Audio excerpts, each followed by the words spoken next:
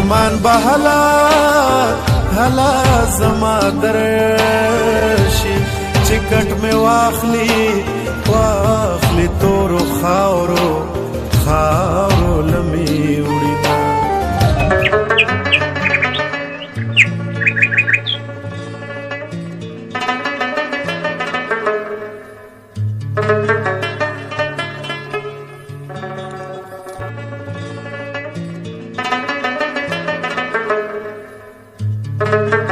بابا جانا اوبه واخله اوس که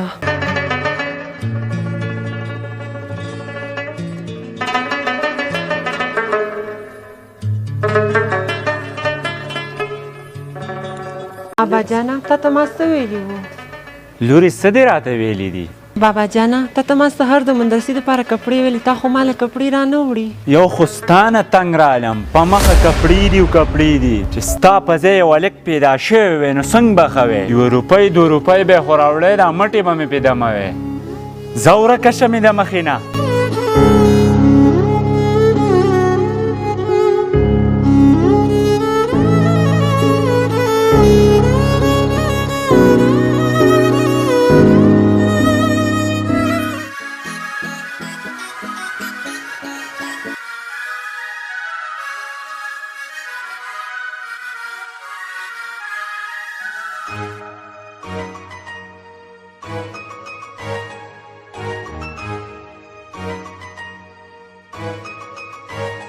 بابا جانا نن څه خفه غوندې نه یې؟ نه بچې خفه نه یم هسې مې څه موډ خراب دی مړه بابا جان خو په مخه خفه یې هسې موډ خراب وي بابا جان دا راته ووایه چې موږ یې موبایل یې راوړي او بچو ښایسته موبایل یې مې له راوړي دي ریحانه بچې دا ته واخله او نجیبه بچې دا ته واخله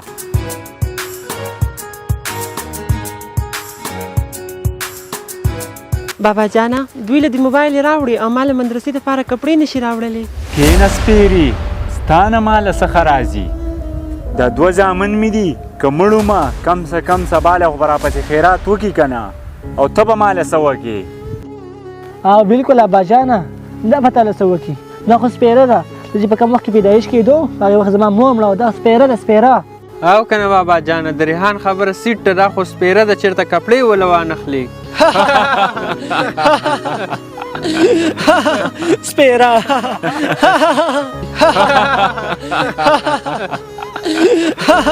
سپېره یو ضروري اعلان واورئ د بخسید زوی لطیف د ریحان پلار په حق رسېدلی دی نن مې 2 بجې جنازه وي ابۍ دادا خبرېږي مال به زنا په ململ تړلې وینا پرېږده چې اوښکې مې بهېږي مرګ مې لیده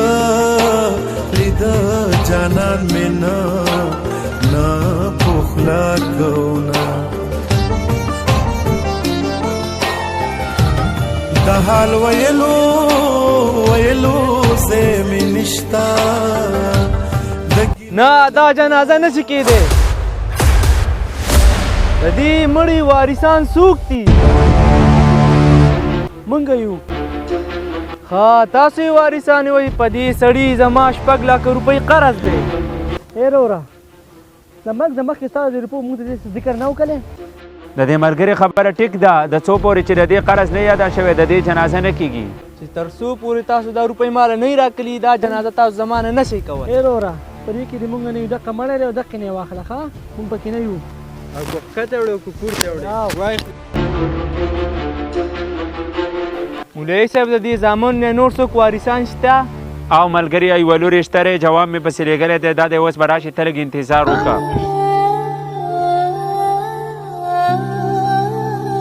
تاسو یې لورې وئ او جی زه یې لور یم زما سره خو دومره پیسې نشته دی خو ما سره دا سونه را سره ده دا واخله دا خرڅ که او څه بقایه چې دې پاتې شو هغه به دله بیا درکړو